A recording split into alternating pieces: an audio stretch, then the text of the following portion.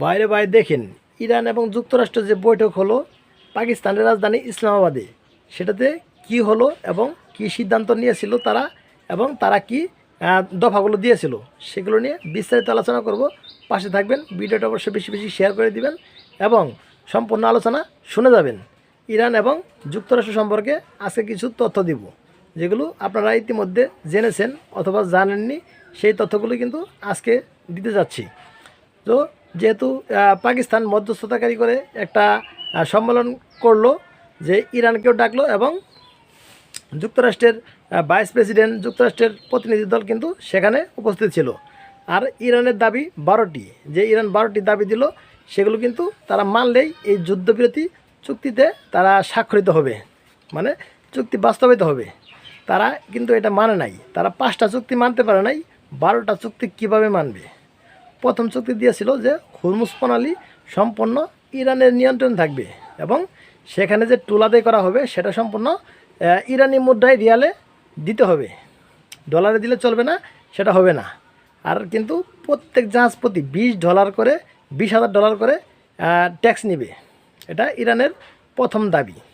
দ্বিতীয় দাবি হলো যে যুক্তরাষ্ট্র বলছে যে কোনো পারমাণবিক অস্ত্র অথবা পারমাণবিক শক্তি তারা অর্জন করতে পারবে না, তারা মজুত করতে পারবে না।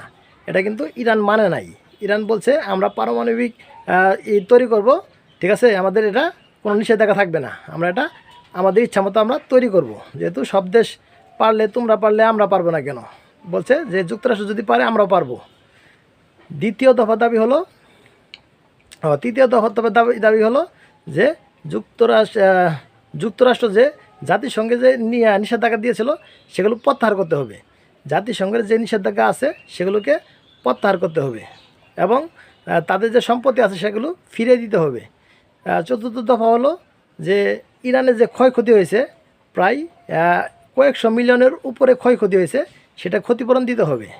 যদি যুক্তরাষ্ট্র এই ক্ষতিপূরণগুলো দেয় তাহলে কিন্তু এই চুক্তি স্বাক্ষরিত হবে, নচেত স্বাক্ষরিত হবে না। এখন তো যুক্তরাষ্ট্রের প্রতিনিধি দল তারা ফিরে গেছে যুক্তরাষ্ট্রে। যে ইসলামাবাদের যে বৈঠক হলো সেখানে কিন্তু তারা কোনো কথা বলেনি, তারা যে বলছে আমরা সিদ্ধান্ত নিব তারপর জানাবো। এখন ট্রাম্প বলতেছে, ট্রাম্পে কিন্তু এখন চিন্তায় আছে যে এগুলো মেনে নিব কি মেনে নিব না। যদি মেনে নেই, ট্রাম্প যদি ইরানের 12টা শর্ত মেনে নেই, তাহলে কিন্তু এই যে মধ্যপ্রাচ্যে এবং উপসাগরীয় যে অঞ্চলগুলো আছে, যেই দেশগুলো আছে, তারা কিন্তু আমেরিকাকে বা যুক্তরাষ্ট্রকে কিন্তু তারা ছাতা মনে করতো। আর তখন সেই ছাতা থাকবে না, ছাতা সরে যাবে।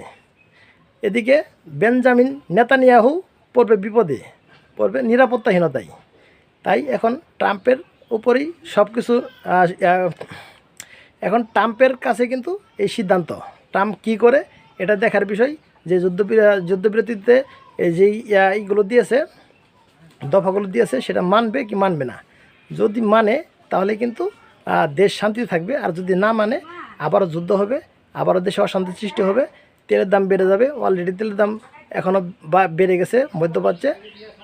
সেই প্রভাব কিন্তু পুরো দেশ, পুরো বিশ্ব এটা শাস্তি ভোগ করবে, শুধুমাত্র একটা যুক্তরাষ্ট্রের প্রেসিডেন্ট ডোনাল্ড ট্রাম্পের জন্য।